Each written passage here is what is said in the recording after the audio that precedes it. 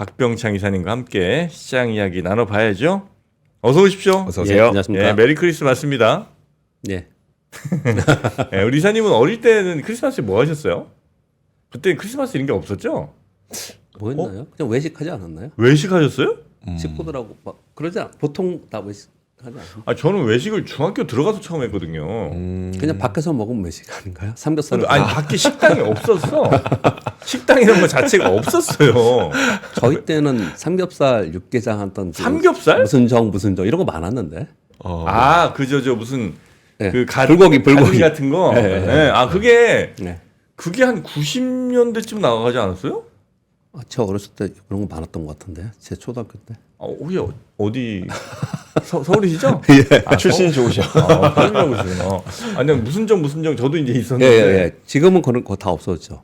그렇죠. 거의 뭐 없죠. 네, 거의 없습니다. 이제 예. 그때 막 이렇게 거기 가면 무슨 정 가면 네. 거기 이렇게 약간 미니 폭포 같은 게 있어. 아, 물레바다 뭐 이런 거 있고 바위 같은 거 몇 개 이렇게 세워놓고 거기 되게 좋은 데죠. 네, 불고기. 맞아요, 불고기. 네, 그런 거 많이 먹었는데. 노란색 판에 지금 거기가 없더라고요. 아, 노란색 그 황동판 같은 거. 예. 네, 맞습니다. 되게 고급인데. 아, 나 이거 처음 갔을 때 진짜 너무 좋았어. 예. 아, 근데 그게 이사님 어렸을 때 있었다고요? 예, 있었습니다. 어렸을 때 진짜 식당이 하나도 없었어. 그래요? 처음 간 식당 물론 이제 중국집은 가끔 있었죠. 중국집 네, 있었고 나머지 뭐 우리가 지금 생각하는 뭐 여러 식당들은 아예 없었고 가끔 이제 동네 하나씩 실비집. 그래서 그냥 아저씨들이 네. 돼지고기 한 봉지 사갖고 가. 예. 그럼 아저씨들이 요거 좀 뭐 두루치기를 해줘요? 아니면 뭐 찌개를 해줘요? 그러면 그 아줌마가 그 재료 받아갖고 거기서 해갖고 양념값 받고 그냥 뭐 술 한잔. 혹시 형님 아니세요? 처음 들어봤는데. 형님 같은데. 그런 얘기 처음 들어봤는데. 아 진짜요? 실비집은 처음 들어보세요? 아, 실비집이라는 이름 들어봤는데. 아, 그래요? 거기 사갖고 그냥 처음 들어봤습니다. 아 그렇습니까? 진짜 그런데 그 실비집에는 이렇게 특별한 요리 주재료가 없고 부재료들만 있어. 파, 뭐 고추, 뭐 양념들 이런 것만 있어갖고 그 아줌마 그냥 막 이렇게 요리 뚝딱뚝딱 해주는 거예요. 와 이상한데. 격세지감을 반대로 느끼고 자, 있어서 어쨌든 그러면 미국 시장 한번 보도록 미국 시장 하겠습니다. 한번 가겠습니다. 예, 지난주에 주중에 FMC 회의 끝나고 나서 급락을 했는데 그 이후에 반등을 좀 하고 있습니다. 지난주 금요일 날 반등을 했고요. 어제도 반등을 했습니다. 근데 어제 아침에 약했습니다. 건보권 시작해서 하락권까지 갔었는데요.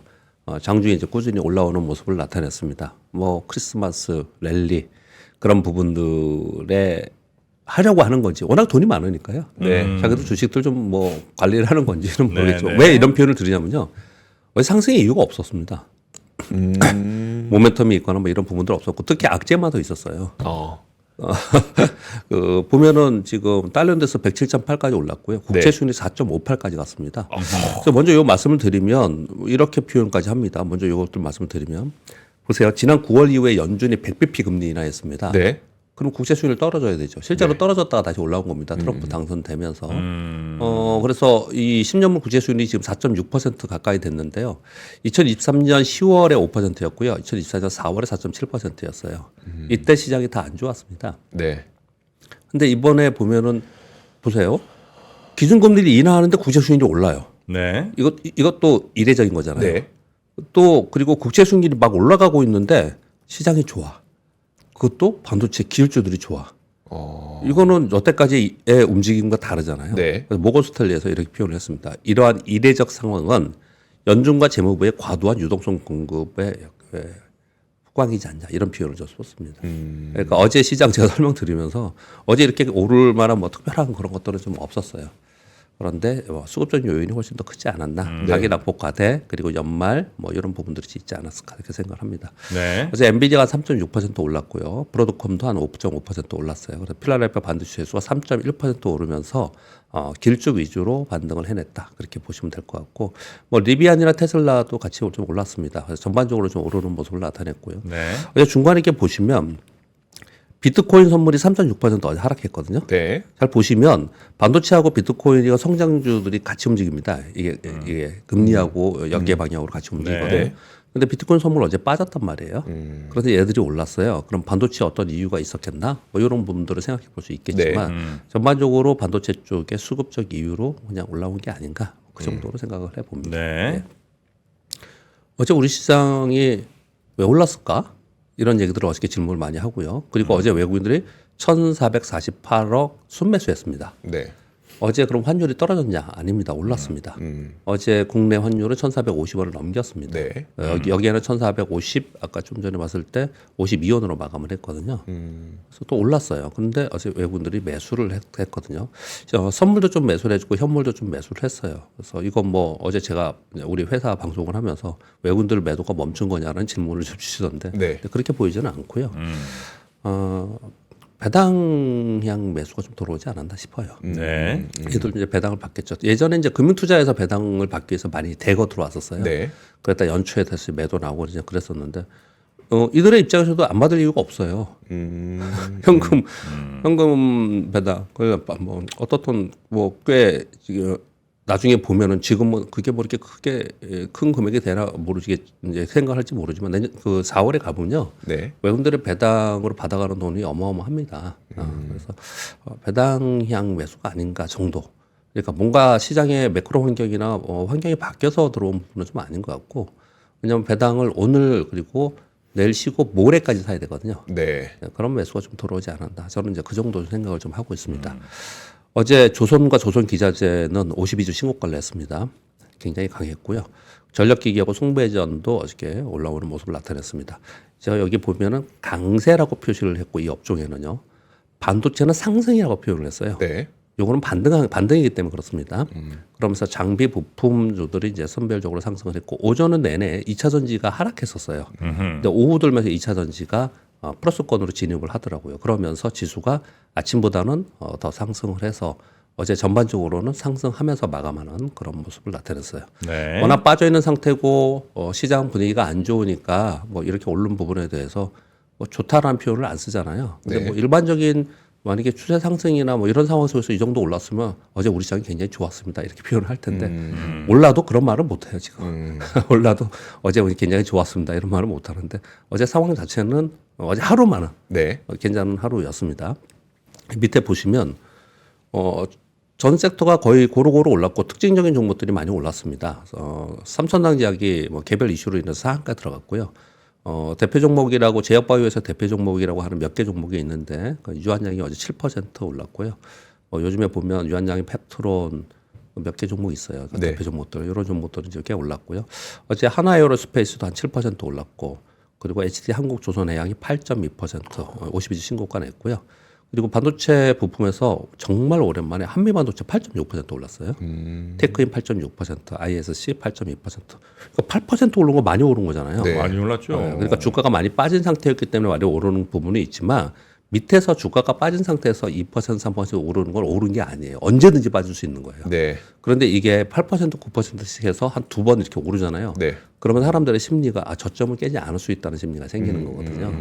그래서 이게 얼마나 큰 폭으로 오르냐가 굉장히 중요한데 네. 어제 같은 경우에는 이런 종목들이 좀 올랐어요. 그러면 얘네들이 배당이 뭐 배당 성향이 강해서 이런 종목들이 들어왔냐면 꼭 그런 부분들 좀 아니에요, 사실은. 그런 것들을 봤을 때는 어제 왜 반도체에 대한 뉴스를 요즘에 좀 많이 드리잖아요. 반도체에 많이 빠진 상태에서 내년도에 이제 저점을 좀 통과하면서 기대를 좀 하는 그런 분위기가 좀 있는 것 같아요. 네. 오늘도 좀 그렇고 네, 오늘도 뭐 그런 뉴스가 있지만 근데 그런 분위기가 좀 들어오지 않았나 이렇게 생각을 좀 합니다. 네.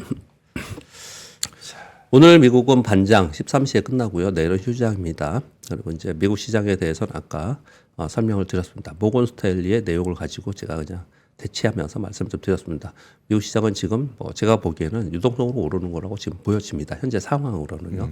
다른 뉴스가 없는 상황이니까 그렇게 좀 보여지고요.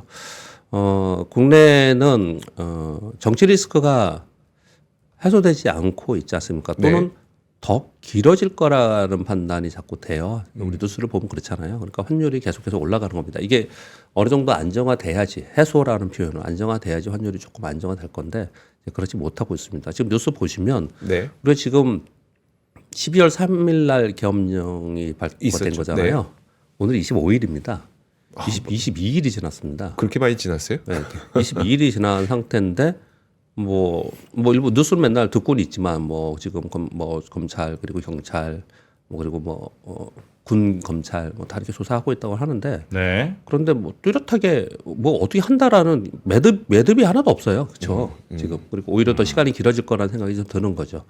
그래서 정치적 불확실성이 제가 이렇게 표시해 놨는데 이퀄 경제 정책의 불확실성. 네. 지금 경제 정책 뭐 아무것도 못 하겠죠, 당연히. 못 하겠죠. 이제 그런 상황이기 때문에 환율은 계속해서 오르고 그래서 타겟 프라이스 가격이 지금 1,500원 얘기를 계속 하고 있는 거지 않습니까? 네. 그래서 가지 않을까라는 얘기 되게 많이 해요. 그러니까 이제 시장에 섣불리 들어가지 못하는 이제 그런 상황이 좀 된 거고 만약에 거기를 치고 가면 시장이 한 번쯤 텐트럼 아래 방향으로 있지 않을까라는 생각을 좀 사람들이 많이 갖고 있는 거고 만약에 그렇다면 거기서 들어가야지 뭐 이런 생각들도 네. 갖고 있는 거고 네.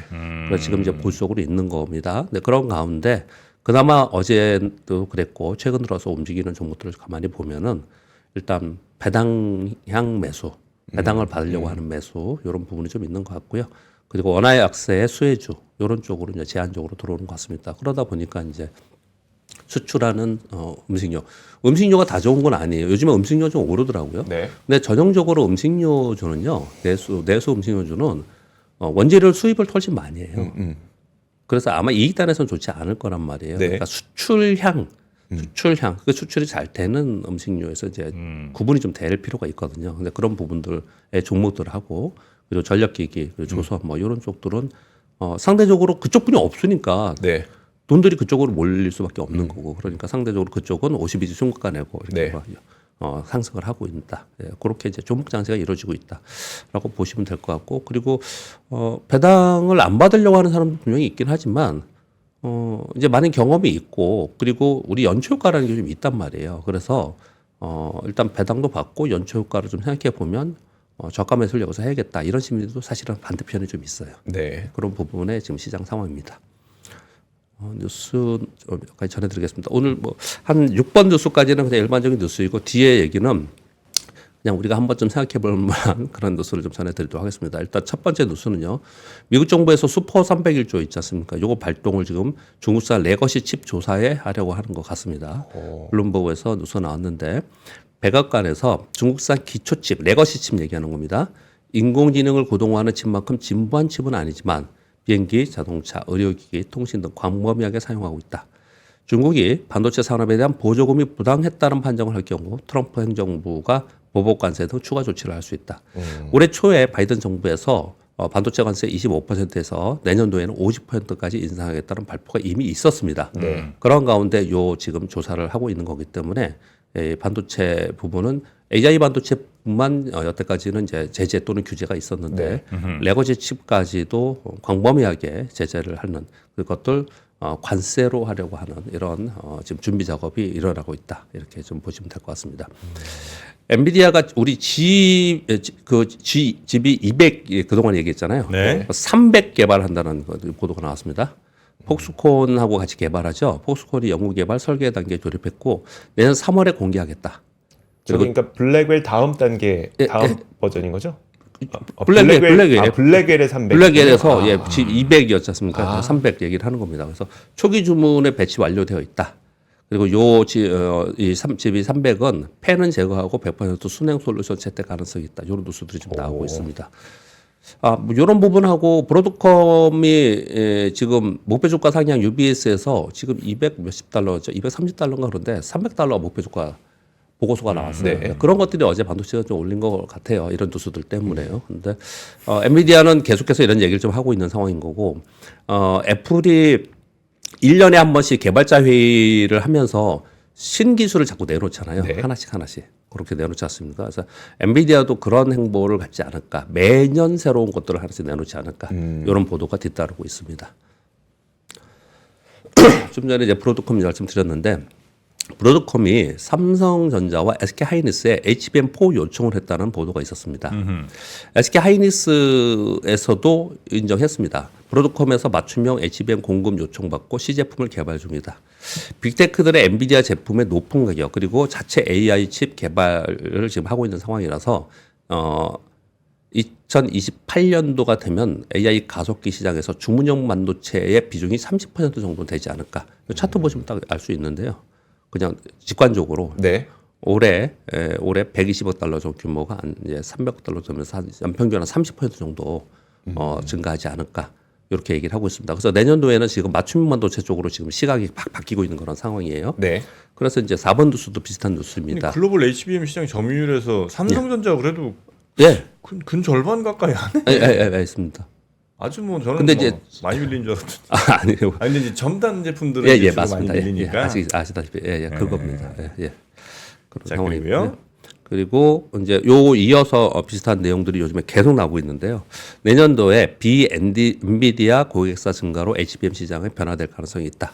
자체 AI 칩을 개발해온 빅테크들의 첨단 HBM 수요가 증가해서 기존의 HBM 수요에서 기존의 HBM 수요는 엔비디아와 AMD 등 고성능 컴퓨터용 프로세서 개발이었다면 내년부터는 구글, 메타, 아마존 등이 전력 효율성을 높이고 비용 절감이 가능한 자체 주문형 AI 개발로 산업이 고도화되고 있다. 이렇게 얘기를 하고 있는 거거든요. 그래서 전체적으로 내년도에는 이게 화두가 될 것 같습니다. 그래서 이쪽으로 계속 준비를 하시면 될 것 같고요. 이 얘기는 HBM 수요가 더 늘어날 수 있어요. 근데 그게 맞춤형으로 바뀌고 있다라는 거거든요. 그 부분에 얼마나 추정하면서 쫓아갈 수 있느냐가 굉장히 중요한 거고 이건 굉장히 중요한 내용인데요. 왜 그러냐면요. 전부터 말씀을 드렸지만 저는 뭐 반도체 전혀 전문가는 아니지만은 그냥 일반적인 투자자 입장에서 그냥 이렇게 시장을 계속 바라볼 때요. 요번에 반도체 사이클에서는 레거시 디램 가격의 반도체 사이클이 상승 사이클을 탄 건 아니에요. 네. 왜요? PC가 많이 팔렸어요. 뭐 휴대폰이 많이 팔렸어요. 그게 아니지 않습니까? 네. AI만 된 거잖아요. 네. 거기 HBM. 거기에 있는 것들만 뭐 한미반도체 뭐 몇 개 종목하고 SK 하이닉스하고 이런 것들만 올랐고 TSMC하고 네. 그 나머지 상대적으로 그러니까 삼성전자나 다른 것들은 계속 약했지 않습니까? 네. 그래서 이제 그 AI 사이클의 하드웨어가 일단락 되면서 그러면서 이제 계속 안 좋다라는 얘기 계속 했었잖아요. 네. 그러면 이게 얼마나 하락 사이클이 갈 거냐, 언제쯤 다시 좋아질 거냐, 요걸 가지고 또 논란도 있고 서로 의견이 다 달라요. 그래서 어저께 잠깐 말씀드렸지만 대신증권의 리서치 센터장님은 내년 하반기에 좋아지지 않겠냐, 그렇다면은 상반기부터 선반영하지 않겠냐, 이렇게까지 분석하는 사람이 있다라고 말씀드렸잖아요. 이건 뭐냐면 이제 계속 말씀을 드리는데 저도 B2B에서 서버단에 들어가는 계속 그게 아니고 맞춤형으로 바뀌면서 맞춤형이라는 거는 이제 B2C로 상용화하기 위해서 만드는 거잖아요. 네. 그러니까 이게 얼마나 빨리 되느냐에 따라서 반도체 사이클이 다시 업사이클로 빨리 오느냐 안 오느냐 이게 달려 있는 거예요. 네. 근데 이게 얼마나 빨리 오느냐 안 오느냐는 뭐 이 전문가분들은 설명을 하겠지만은 네. 이거는 저 같은 사람의 입장에서는 그냥 뉴스 플로우 보고 제품 나오는 거 보면서 그러면서 그 시나리오를 보면서 추정하는 거거든요. 네. 그래서 거기에 따라서 아무튼 이 반도체 사이클은 달려 있다 이 얘기를 하는 거고요. 그런 얘기들에서 조금 더 긍정적으로 보는 사람들은 이번에 사야 된다고 얘기하는 사람이 있고 아니면 좀 확인하려고 하는 사람이 있고 그렇게 네. 다릅니다 이게. 그렇게 말씀드리겠고요. 배터리 쪽 뉴스는 이제 두 가지 말씀을 드리면, 요거는, 우리 그 기자님이 한번 말씀 주셨는데 중요한 내용에서 다시 한번 말씀을 좀 드리겠습니다. 엊그저께 한번 이 얘기를 하는 것 같던데요. 미국의 배터리 소재 수입이 관세 부과로 인해서 궁금한 재편 가능성이 있다는 거예요.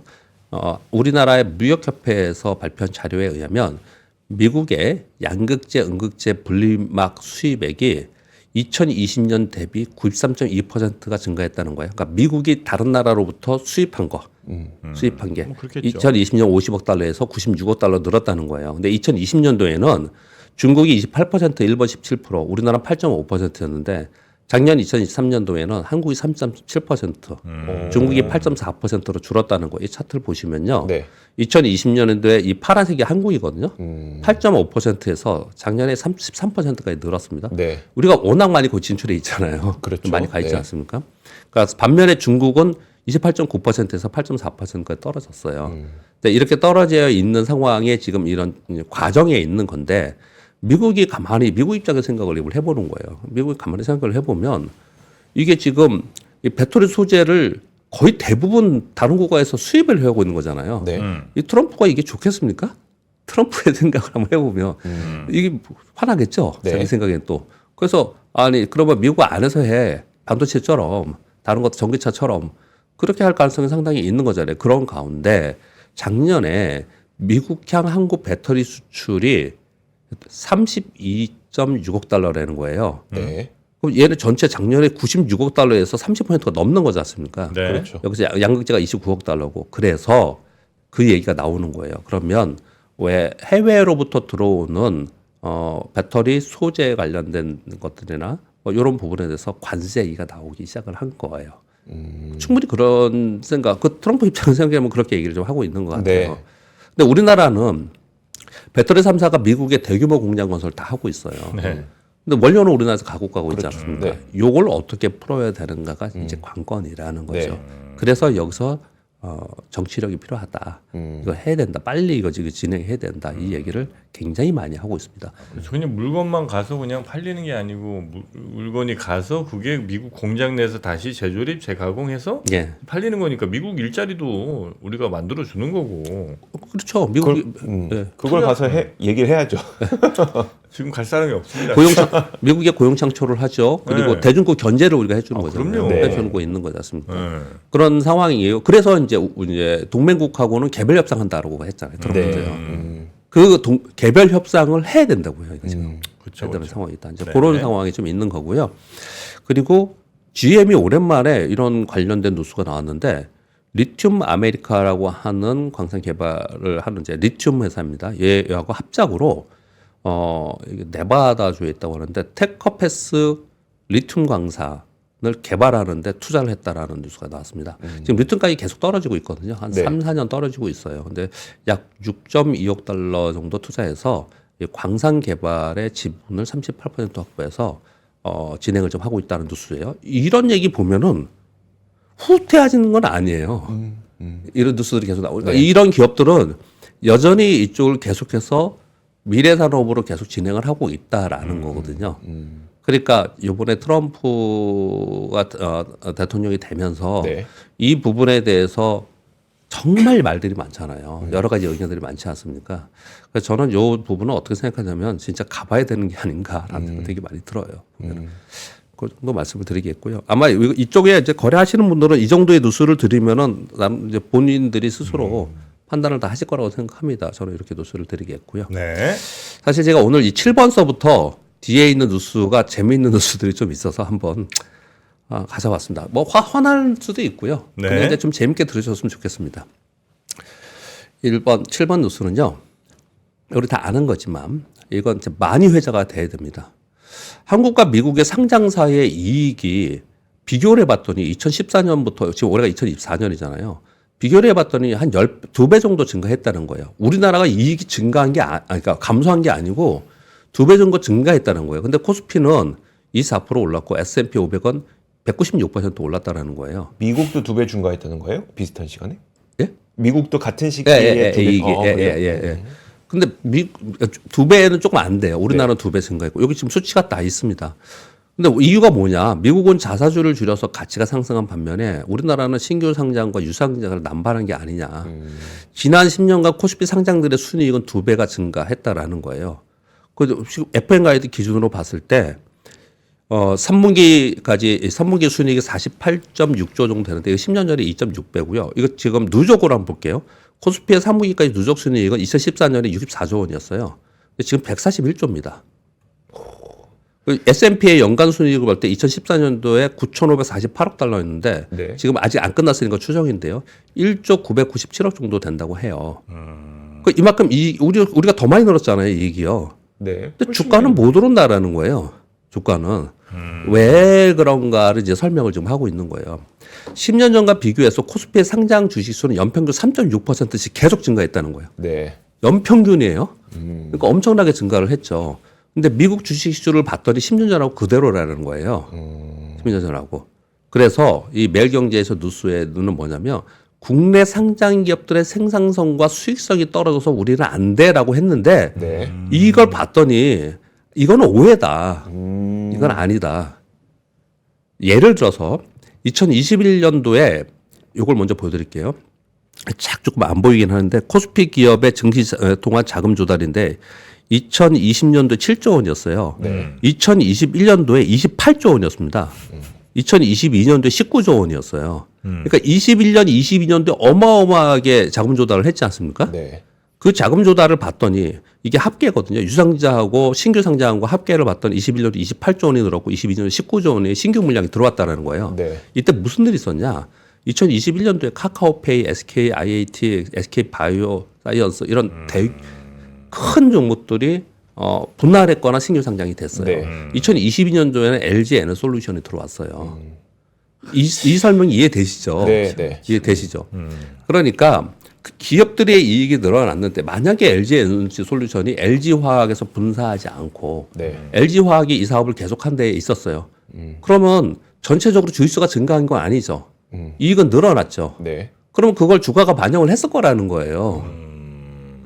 근데 보시면 우리나라에 전체적으로 외국인들이 한 해에 들어오는 게 뭐 30억, 40억 들어와도 엄청나게 많이 들어오고 일단 기관, 외국인, 뭐 개인 이렇게 분류를 하잖아요. 네.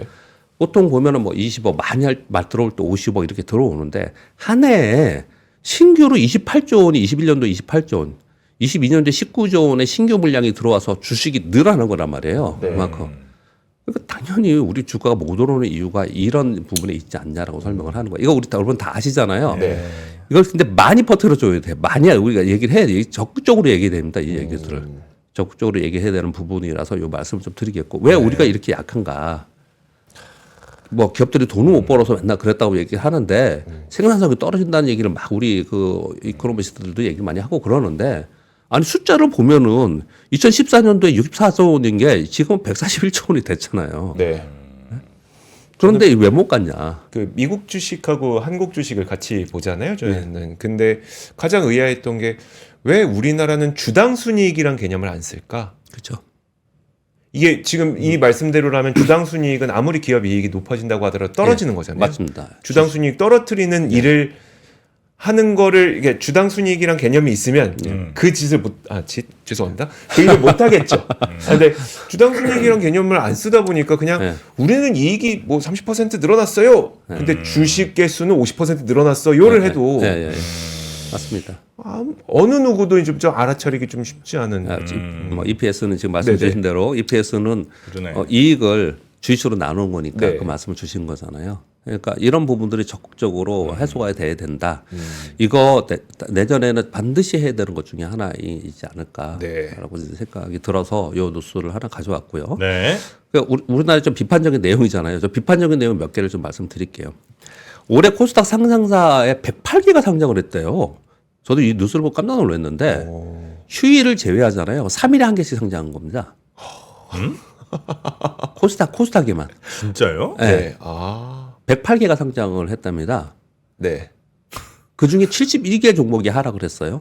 평균 하락률이 얼마냐? 마이너스 32.8%. 이렇게 많이 들어오면 나간 애들도 좀 많아야 되는 거 아니에요? 그 얘기를 지금 계속 하는 거죠. 진짜 퇴출해야 됩니다. 엑시트를 만들어야 돼요. 거래량도 없고 막 그런 것들 있잖아요. 네. 거래량 없는 것도 아무리 탄탄해도 거래량 없는 것도 제가 보기에는 넣어야 된다고 생각합니다. 거래 없는 종목. 넣어야 된다고. 퇴출 기준. 퇴출. 네네. 그렇죠. 거래 없는 거. 네. 거래 없는 거 보통 어떤 데냐면요. 대주주의 지분율이 엄청 높아요. 엄청 높아가지고 유통 주식이 별로 없는 것들 있잖아요. 그게 무상장 기업이에요. 왜 분산했어요? 왜 상장했어요? 그리고 왜 상장? 그게 왜 상장 기업이에요? 그러면 대주주가 엄청나게 많이 갖고 있으니까 배당을 왕창 해서 네. 가져가든지. 근데 배당하면 자기 세금 많이 낸다고 배당도 안 한다면서요. 그렇죠. 우리가 이제 우리 개인 투자를 비판하는 게 그런 내용이잖아요. 네. 근데 여하튼 이거 숫자 보고 깜짝 놀랐습니다. 108개 중에 엄청 많이 상장했고 71개 종목이 하락을 했고요. 그 중에 평균이 32% 빠졌는데 공모가 이하가 50% 이하로 빠진 공모가에서 마이너스 50% 이하가 23개래요. 반토막 난 게? 네. 이 중에. 올라간 건 35개인데 오른 건 평균 수익률 19%. 이 보시면 올해 최대 하락률, 올해 입상한 것 중에 뭐 3년, EA, 우리 뭐 잘 모르는 종목도 있고 여기 거래하시는 분도 있겠지만 신규 상장에서 마이너스 70% 80%씩 나면 이거 그러니까 이사님 증권사에 계시니까 이런 네. 말씀 드리기 참 뭐한데 저도 이런 거 괜찮습니다. 보면서 네, 말씀하세요. 그래요? 네. 아니 저건 공모가 산정 자체를 잘못한 거 아니에요 증권사들이? 그런 논란이 계속 있죠. 계속 있죠. 이게 이제 공모가 대비 하락률인 거죠? 네, 이거 왜 제 생각 해보면 그 사람들을 뭐 편들거나 뭐 이런 거 다 빼고요. 네. 그런 거 다 빼고 공모가 산정할 때 이런 느낌이 좀 있는 것 같아요. 그쪽에 수요가 많아요. 저런 거나 비슷하다. 저는 비교를 이게 정확한 비교인지 모르겠지만 왜 신규 아파트가 신규 아파트 분양 프리미엄 붙잖아요. 네네. 마치 그렇듯이 수요가 있으니까 네네. 이거 뭔가 공모가 IPO 하는 거 주의 사가지고 뭐 거기 참여하면 돈 번다라는 인식이 꽤 오랫동안 우리 시장에 있었잖아요. 네. 그러니까 거기 참여하는 기관 투자자들이 높은 가격에 막 계속 넣는 거죠. 더 많이 받으려고. 네. 그러니까 이제 거기 버블이 좀 생기는 부분이 있다고 저는 생각이 들어요. 거기 이제 산정 자체도 문제이지만 뭐 그런 생각이 좀 들어서 네. 뭐 연결해서 말씀을 좀 드렸고요. 몇 가지 좀 재밌는 수가 되게 많아요. 미국의 그 아이온큐 있잖아요. 네. 네. 아이온큐 요번에 뭐 4배 올랐다고 제가 얼마 전에 말씀드렸잖아요. 양자 컴퓨터. 네. 이게 있죠. 이 시총이 81억 달러인데 우리 예탁 결제원에서 봤더니 국내 투자자들이 보유 주식이 25억 달러로 31%를 갖고 있대요. 시총의 31%. 아이온큐의 국내 투자자 31%를 하시다. 이걸 갖고 있다라는 거예요. 그냥 여러분 판단은 여러분한테 맡기시고 맡겨드리고 이런저런 뉴스를 이렇게 제가 전해드리는 거예요. 요즘 연말이니까 이 뉴스가 나오는 거예요. 네. 연말이니까 왜 우리 시장이 이렇게 약한가? 우리 시장은 도대체 왜 이렇게 상장시켜놓고 이런가? 또 우리 투자자들은 어떻게 하고 있나? 뭐 이런 것들 얘기 좀 하고 있는 거고요. 10번 뉴스는 뭐 연결된 뉴스는 아닌데 그냥 이것도 좀 그냥 한마디 드리고 싶어서 그냥 적어왔는데 올해 일본 방문객이 3,338만 명으로 일본의 집계입니다. 역대 최대라고 합니다. 그 중에 11월까지 이제 12월은 이제 집계가 안 나왔으니까 795만 명으로 한국인이 1위. 그동안에 지진, 태풍 이런 경보에서 일본 좀 위험하다 이런 얘기가 있었잖아요, 중간에. 네. 근데 아니 뭐 그럴 수 있죠. 가까우니까. 근데 중국인보다 150만 명이 많았다는 거예요. 어마어마한 겁니다. 사실.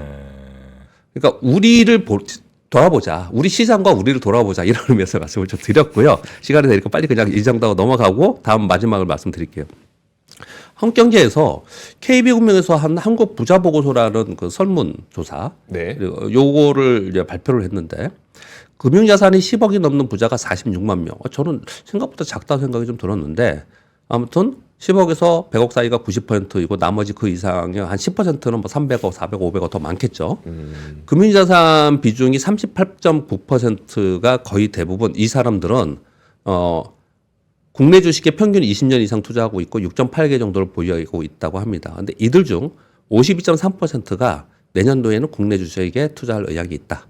내년에 국내 주식 기대 수익률은 16.9%고 해외 주식은 한 16% 보고 있다. 다만 대내 불확실성이 워낙 지금 크기 때문에 현상 유지를 하고 있고 만약에 여기서 리스크 요인이 현실화돼서 주가가 하락하면 추가 매수할 용의가 있다. 이렇게 보고를 했다는 거예요. 네. 그래서 한국경제 그 신문에 보면 이런 그림이 딱 그려져 있습니다. 미국에서 탁 타고 와서 한국으로 가고 뭐 마치 이런 것처럼 그렸거든요. 네. 근데 제가 어제 잠깐 말씀을 드렸지만 블룸버그의 기사 하나를 딱 띄워놓겠습니다. 옆에 게 블룸버그 기사 그냥 그대로고요. 요 옆에 거는 제가 AI 그거 번역기로 한 겁니다. 그대로 읽어드리면 신흥시장의 경우 내년엔 더 나온 행운이 있을 거라고 더 수익률이 좋을 거라고 맨날 그러는데 이 말은 믿기 어렵습니다. 10년 동안의 저조한 성과 이후 투자자들은 관심을 잃었습니다. 미국 수익률을 이기려고는 노력은 오랫동안 오히려 손실이 되는 제안이 되었습니다. 이렇게 했다는 거예요. 제가 뭐 비판하거나 네. 뭘 얘기하려고는 하는 거. 소수 의견 시장은요. 여태까지 요 말씀을 드릴게요. 우리가 지금 저도 여기서 4년 넘게 이걸 하잖아요. 연말 되면 내년도에 레인지 내년 지수가 어디 될 거다 그랬잖아요. 여태까지 딱 4년만 볼게요. 4년 동안 맞췄습니까? 잘 안 맞잖아요. 잘 안 맞잖아요. 그러니까 내년에 여전히 미국이 좋아. 아니야. 내년에는 수익률은 우리나라에서 더 좋을 거야. 그러니까 우리나라에 좀 들어와서 해도 돼. 이런 의견들이 많다는 걸 제가 전해드리는 거예요, 지금. 네. 이런 의견들이 있다라는 거예요. 이 부분에서 나는 어떻게 할 건가를 결정하는 거겠죠. 어느 한쪽을 우리가 믿고 가는 건 분명히는 아니지만. 그런 말씀 좀 드려보겠습니다. 네. 자, 재밌죠? 이런 재밌네요. 네. 이렇게 뭐 들으면서 부글부글 막 속에서 뭐 이건 물론 다들 생각은 하고 계셨던 내용들이긴 하니까. 내년이 괜찮을 거야. 내년은 좋을 거야. 라는 그 기대들 지금까지 그랬던 적이 거의 없다. 그런 블룸버그 기사까지 보면서 오늘은 예. 우리 박병창 이사님 보내드리고요. 크리스마스 지나 네. 목요일에 뵙겠습니다. 네. 고맙습니다. 감사합니다. 네. 삶의 격을 높이는 9가지 지혜를 함께 나눕니다. 위즈덤 칼리지 시즌 2 영상 아래 링크를 클릭하시면 자세한 내용을 확인하실 수 있습니다.